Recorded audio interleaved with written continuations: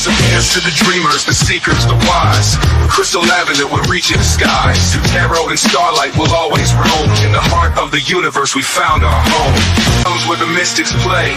We speak the language of the Milky Way.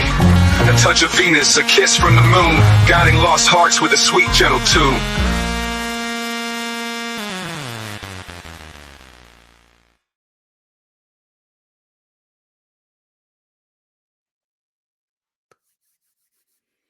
Hello, hello, welcome here, welcome back. Good morning, good night, good afternoon, whatever part of the world you're on, whatever time you're watching this video. We are going to do the lovely sign of Leo. The meow kitties, meow, meow, meow. All right, Leo. So we're going to do we'll get a general message, and then we're going to look at love, all right? And before we get started, we are going to talk about this. This is my book. It is called Say You Love, and it is a testimony of triumph over the darkness of childhood, SA, and addiction, okay? And I wrote this whole entire book using my phone and some paper. I would do like a talk to text, and I would talk into my phone, and then I would go back in and edit it. I did the whole entire process from my phone. So for any of you out there that think that you need some special software, a fancy laptop, this or that, like guaranteed you walk around with the tools in your pocket like every single day. I did it all from this little guy right here. Okay. And I share my story as a message of hope and inspiration for anybody out there that's struggling in silence. Okay. You are worthy. You are loved. You are worth it. Things can get better. It does change. It's not always going to be that way. All right. Like I am very vulnerable and honest in my story because I know what it's like to feel alone. Like I know what it's like to feel like nothing is ever going to get better. And hi, my name is Crystal, and I am almost 4 years in sobriety. I'm 3+ years sober, and I share my story very loudly for anybody out there that is suffering in silence. And this book goes all the way from the things that happened to me from when I was a child to running away from home and living on the streets of Las Vegas, Nevada, to hopping illegal freight trains and hitchhiking across the country and being in thrash metal punk rock bands and um, living in a coven and all kinds of crazy stuff. I've lived like 1,000 different lives in this one lifetime, and I've condensed it all, not all of it, but I've condensed some of it into a little book that could fit in your back pocket. All right. I wanted to be able to hand it to people like under the bridge or whatever, and then to be able to put it in their back pocket and it fit. So that will be in the description box of every single one of my newer uploads. Like I didn't have a book back in the day, so it's not going to be my older ones, but it'll be in all of my newer ones. And you can get a copy of it on Amazon for $12.12, or you can get a free copy on my website, or you can get a signed copy if you email me. All right. And all of that stuff will be in the description box down below. All right, Leo. Let's get this party started. What do we got for the Leo collective? What sort of general message? Let's get a general message first, and then we'll go into love, okay? All right. Okay. Leo, what sort of general message do we have for the lovely Leos? Lovely Leo collective. What do we got? My cats are playing with their new toys. So if you hear some balls rattling around in there, they got their new little toys from Grandma and Mappy, and they're running around with them. So we got find the lesson, discover the purpose in a situation, trust that you are learning. The greatest thing about finding a lesson in something is nobody can tell you what it is. Nobody. Because if somebody tells you what it is and you don't agree with it, then, I mean, then what? Like I could tell you all day long, oh, the lesson of this situation was for you to learn this and this and this. But if you don't agree with it, then you don't agree with it. Then you're still trying to find your lesson. So the greatest thing about owning, like being able to own who we are and what we learn, and like we're the only ones in the whole entire universe that could tell us, because if we agree with it, then cool. Like if somebody tells us and we agree with it, like, oh, okay, that's what my lesson was, then you still decided what the lesson was. And if you didn't agree with it, well, then you're still looking for whatever the purpose was behind a situation. But you're the only one that can give a value to any situation in your life whatsoever. No one else can do that but you. I mean, people could try to tell you all they want, oh, well, I think you were meant to learn this. And it might give you a little bit of insight, maybe, give you an outside perspective that you hadn't thought about before. But in all actuality, like you're the only one that can assign anything, any sort of life lesson or purpose or meaning behind whatever it is that you've been through. So I think right now you are either you're trying to find the purpose in a situation, or you're assigning a purpose to a situation. And it says, don't drink the poison. Do not do things you know are bad for you. And that goes for, oh man, like, that acting catty, for example, let's say like your roommate like accidentally eats one of your things, okay? And then like the next time you guys get groceries, like you go out and purposefully like eat all of their stuff, like there's one thing to do something on accident, and then there's a whole other thing to do something on purpose with a little bit of malice behind it. All right, so be conscious of the reasons why you're doing things. Like if you're upset with somebody, like don't just flip a switch and you know like act a certain way because you feel a certain way. It's like, make sure that you are evaluating your reasons behind why you're doing what you're doing. And then if you realize that, like, hey, like I'm acting kind of catty, or I'm acting kind of, not from my highest self, I mean, it's okay. We're all human. It's like when I worked at the gas station, there'd be people that would get mad at me for IDing them, like call me all kinds of names, like kick the door on their way out, and sometimes I really wanted to be crappy to them. Like I really wanted to say all kinds of rude stuff and whatnot, but you never know what somebody's going through. Like one time I ID'd this guy and he didn't have his ID, and he was pretty much a regular. So it's like, not like I didn't see his ID before, but we were like, it's mandatory. We're supposed to ID somebody every single time.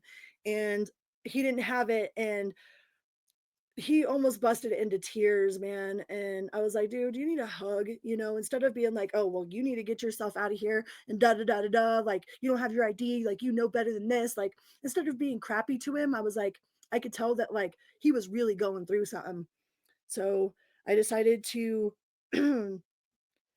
to check myself and asked him if he needed a hug, and he really needed a hug. And I went and gave him a hug, and um, I got him his tobacco product or whatever, but you never know what people are going through. So try not to jump to conclusions, okay? And it says, no need to fear. Remember how powerful you are. I mean, but that goes back to the first statement about finding the lesson in a situation. I mean, how amazing is that? How powerful are you that you are the only one? You are the only one that can decide, that can accept, that can dismiss. You know, nobody else can do that for you. You're the only one that can do that. That's why having like emotional integrity and emotional intelligence is such a hard pill to swallow, right? When we realize that we are responsible for how we feel, like, oh, you can't make me feel a certain way. Like I choose to feel this way. Like it's a huge pill to swallow when you start practicing emotional intelligence, like being aware of the fact that you are in control of you, right? Nobody else is in control of your emotions, your responses, your reactions, none of that. You're in control of you.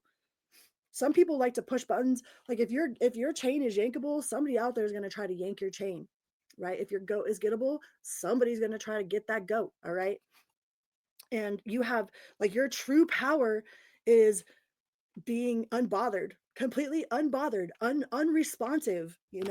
When somebody like does something on purpose to piss you off or to make you feel bad, or make you feel ugly or like stupid, they demean you. It's like, okay, so if you were going to correct me, like, don't criticize me and demean me, like, educate me. All right. Like there's a difference. Like if somebody like truly doesn't know something, like, don't demean them and criticize them, like educate them, help lift them up. Right. Like there's people that will do that on purpose, just to try to tear you down. And some people are super scared of your light, especially if you're unbothered. When you're unfuckwithable, like people are really intimidated by that. Like they will try and try and try, and they will either succeed or they'll fail and fail and fail. That choice is up to you, right? And it's always tea time. Eternity, endless moments, and repetition. Tea time. So clarity, insanity, calamity. I was with the kitchen at the rainbow gathering called tea time. Ain't no horns at tea time. You got to ring the bell, talk to the fairy.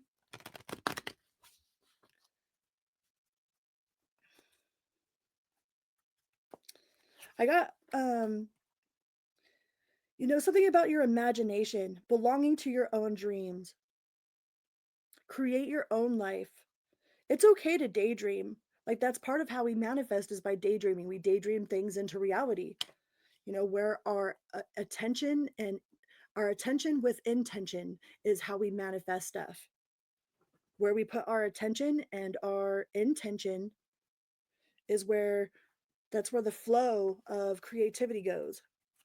And you're allowed to daydream. It's okay to daydream, but don't just live in the clouds. It's like you can't just have your head in the clouds all the time. You have to do some actual 3D stuff too. It's like sure there's work to do on the 5D and astral projecting and working on the astral plane, but there's also like stuff to do here on earth as well. So you got to maintain a balance with that. Yeah, definitely don't drink the poison. Don't do something that you know is bad for you. Okay? If you that's when you get the most consequences. It's one thing like there's no such thing as a mistake, right? The only mistakes we make in life are the ones that we don't learn from. If we honestly don't know that something is a mistake, then it's not a mistake, it's a mistake. We'll have an opportunity to do it again. But if you know for a fact that what you're doing is wrong, then the universal freaking ass kicking that you're going to get is going to be harder and harder each and every time for the more you know that it's wrong. Like if you know that you're doing something wrong, the universe is going to slap you upside the head and be like, dumbass, you know what I mean? Better pay attention. But if you honestly don't know that something's wrong, then it's not really a mistake, it's a mistake. Okay? So don't do stuff that you absolutely know you shouldn't be doing. Like, no, I probably shouldn't be doing that. Or if something comes out your mouth that you don't agree with or that you wouldn't, that you feel bad about, like own it. Own it and be like, oh, especially if you're talking to your children or your loved ones or something. Because a lot of times we have a tendency to lash out at our loved ones because we're like, they should love us anyways, like it's almost like kicking the dog. It's like they come home and kick the freaking dog because they know that you're just going to be there and love them unconditionally. And we have a tendency to lash out at the people we love the most because we figure that they'll still be there. But be mindful of that. Be mindful if you're being like that with someone else or if someone else is being like that with you, like straight up call them on it. Like, hey, like why are you treating me like this? Like I love you. Okay? I love you and I don't deserve to be treated that way. Make sure that you voice up because your silence could be seen as a form of consent. All right, if you don't stick up for yourself and you don't say anything and you don't change how somebody is acting to you, then they're going to take your silence as your permission to keep doing whatever it is that they're doing. So make sure that you voice your concerns, you set your boundaries. All right, be vocal. Okay, so that somebody doesn't take your silence as consent. All right, those were the general messages that I got for the Leo. What do we got for love? Leo in love. What do we have for Leo and love? Leo and their love situation. What do we got? Deck switch. I heard deck switch. We're going to use this one. Sacred Soulmate deck. Leo in love. What do we got?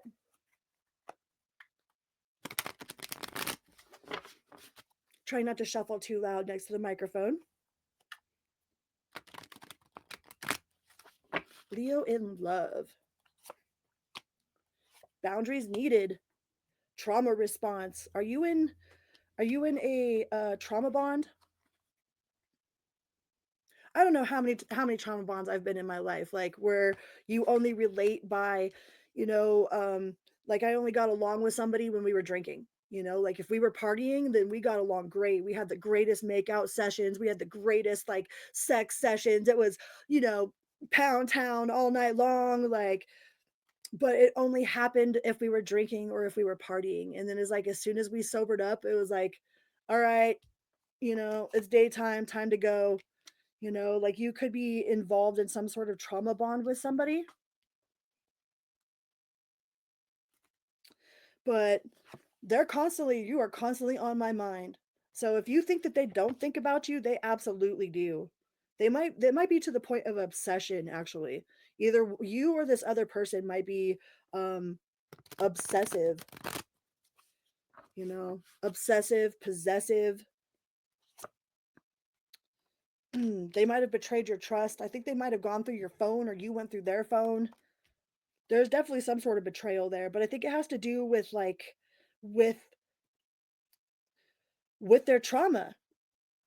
They don't know how to set boundaries, they don't know how to keep boundaries, they don't know about your own personal space, or getting consent, or just having that trust-based connection. It's like this person is definitely used to, either you or this person is definitely used to there being all kinds of drama. It's like, you don't like, what, you're not going to fight over me, you're not going to get jealous. Like, some people will go and do things on purpose just to make their partner jealous so that they feel loved. Okay, don't be playing those games. Those come from a very unhealed place. All right. And I think that this trauma that's going on, or this betrayal that's coming through, is coming from a very unhealed place. There are wounds that are absolutely unhealed in the both of you, and you guys might trigger that in each other.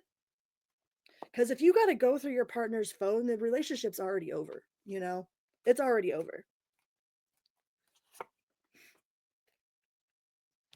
Says, I will come back for you, but first I have sorting out to do. So you or this person is awakening, healing, doing some healing work, awakening, transitioning, doing that shadow work. Shadow work is ugly, man. Like, to accept the parts of yourself that are like, wow, yeah, I was really the catalyst for that fuck up. Like, I really, really, like, I was the one that treated that like crap. Like, I could have done so much better in that area.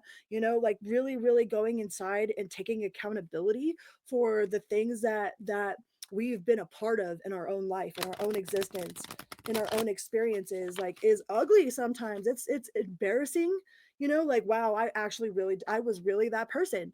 Okay, like, I've had to, like, that, shoot, there are some embarrassing things in this book that I really had to take accountability for. Like, wow, I was really that person. All right. And in order for me to not be that person ever again, I had to acknowledge that I was. Because how do you change something if you don't even know that it exists, or you don't even acknowledge that it exists? You can't change something that you don't feel that there's any problem with, right? So in order to create new experiences, we have to really look at how we created all of our past experiences, and then decide who we are and who we will never be again. Like, I know for a fact, like, I don't ever want to be that girl again that's driving around the blocks looking for my man's freaking motorcycle. Okay, wondering where he's at 4 o'clock in the morning. Like, I don't need to be driving around at 4 o'clock in the morning looking for no dude. You know what I mean? But somewhere inside of me thought that that was okay at that moment. The new me will never do that. I would never do that again. All right. The old me was like, yeah, I'm going to go through his phone when he's sleeping. Like, okay, go ahead and put a tracker on me.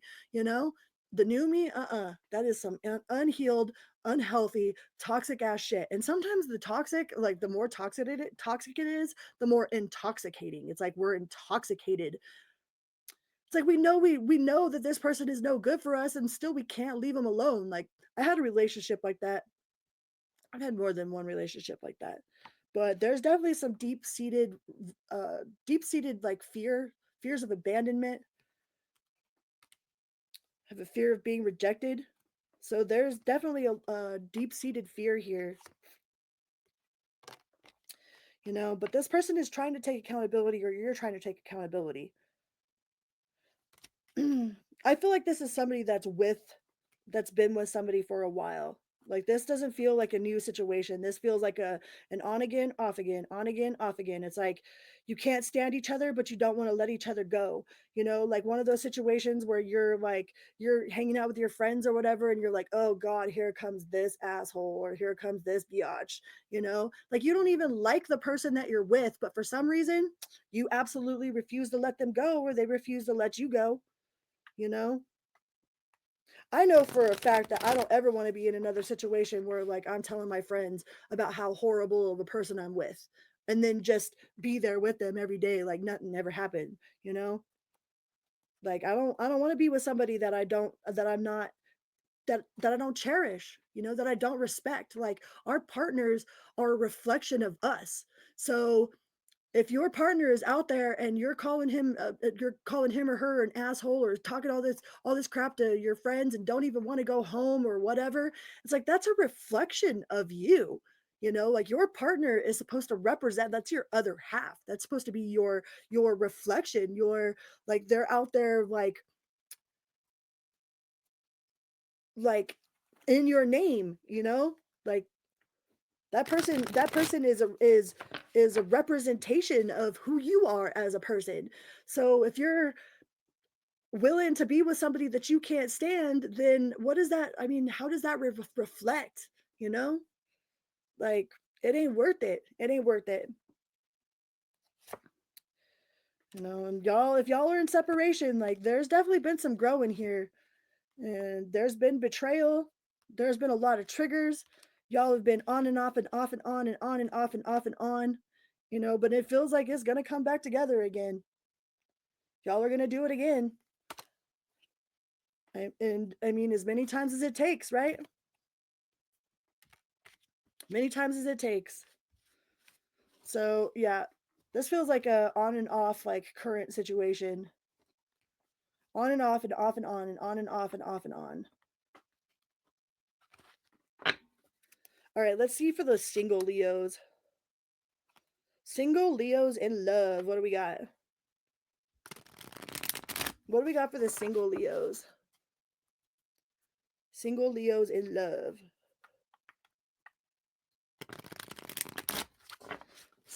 Single Leos in love. I almost said that all dyslexic like. What do we got? Ooh. So you about to meet somebody that's going to swipe you off your feet.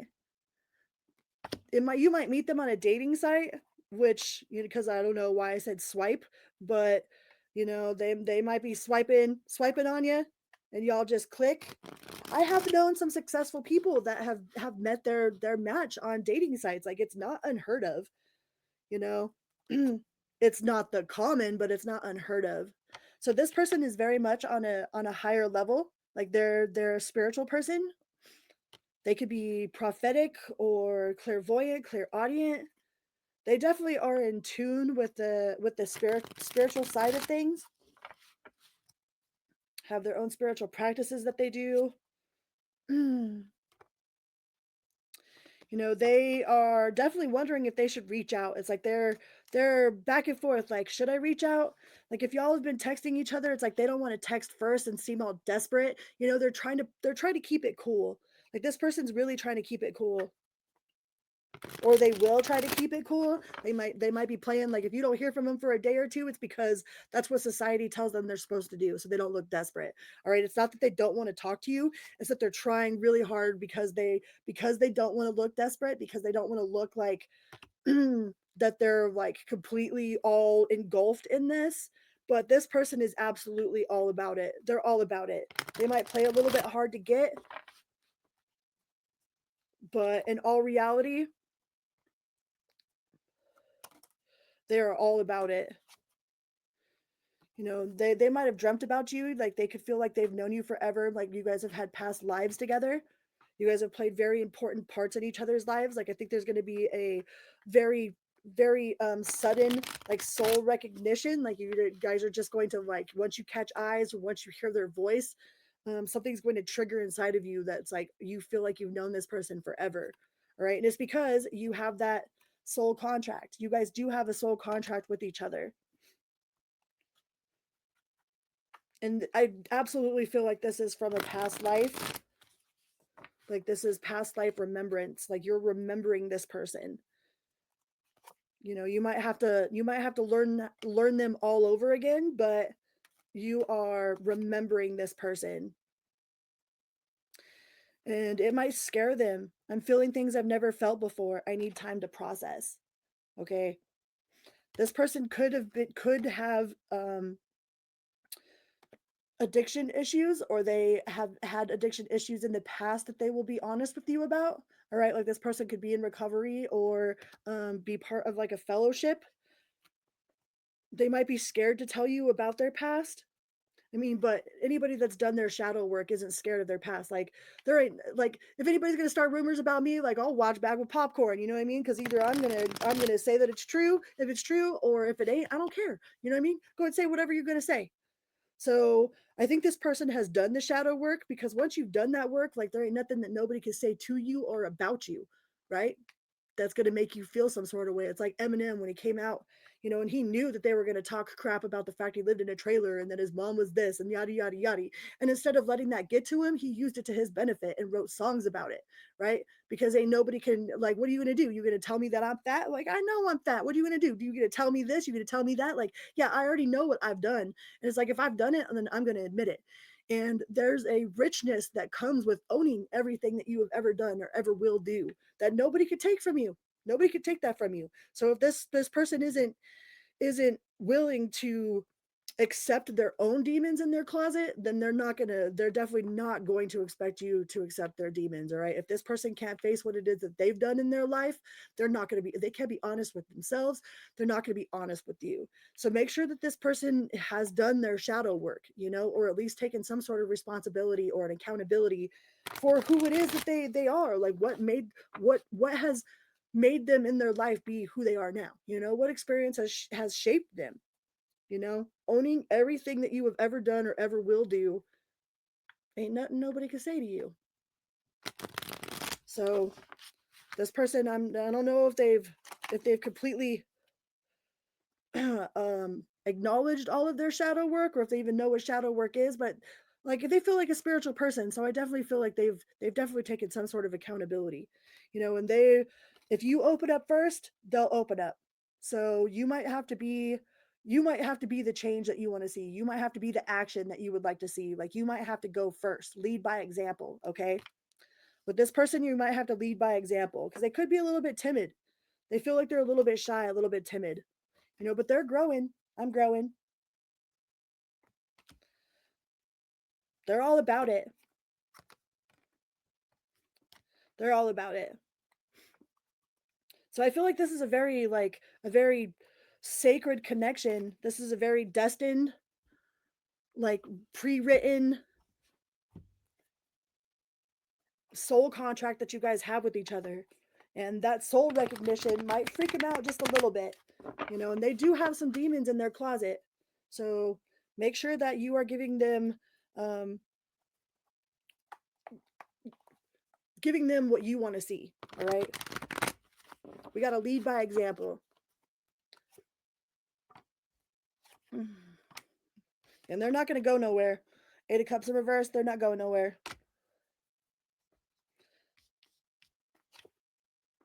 The 2 of Cups. And there might be some gossip or some rumors that you might hear about this person, but like I said, if they've done the shadow work, then they're gonna own whatever it is. Like, there ain't no rumors that you could say, you know? Like, if they're true, they're true. Cool, I'll own that shit. If not, like, I'm gonna sit back with popcorn and see who is listening to that, right? Who be listening to that? But you do have the 10 of Cups. This is permanent contentment in the realm of the heart. Like, this person is stable, committed, honest, loyal, all right? Emotionally intelligent, like, on your level, spiritually, financially, physically. I feel like some of y'all might be a little bit scared from the stuff that happened in your past with the 6 of Cups. It's like nostalgia, thinking about the past, being fearful. Okay, don't be scared to be soft, all right? Especially if you're a woman. If you're a woman, like, we have definitely taken away chivalry and, like, men being men. Like, I don't know how many times, like, I was with a dude who's like, can you just let me be the man? It's like, we've been so tough for so long that it's like we forget how to be soft and, like, let our men be men and let us be women, right? So make sure that you do show that soft side, all right? And it doesn't matter if you're a male or female. Like, we both have divine masculine and divine feminine within us. But I feel like there's going to be a need for being vulnerable, for being a little bit submissive, like, for I don't know about y'all, but I would love to just watch my man build stuff and give him sandwiches and blowjobs all day long. Okay. Like, I'm cool with that. Like, you want to do man shit? Like, I'm so cool with that. I think it is the sexiest thing ever. And I'm very tomboyish. So, like, I have a degree in machining. I can fix cars. I laid my freaking floor down, you know? Like, there's not too much that I can't do by myself, but boy, I would much rather watch a man do it. Kitty. It's super sexy when men are doing their man thing, you know, men in their man hands.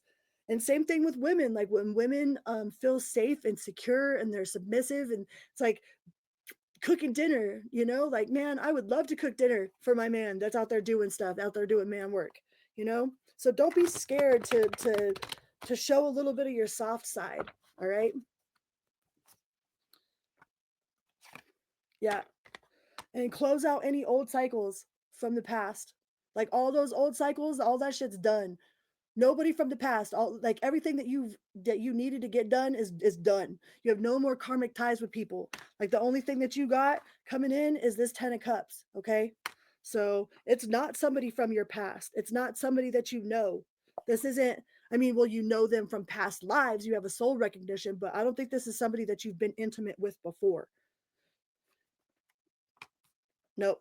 This is definitely not somebody that you've been intimate with before. This is new, all right? And yeah, I think they got it going on. All right. So, congratulations, Leo. All right. Well, I think those are the messages that my Leo family needed to hear for today. Thank you guys so much for being here. Please remember to hit that little like button and subscribe. It is a little click for you, but it's a big bada boom for me. Okay. Thank you guys so much for being here. And until next time, beep, beep, love you.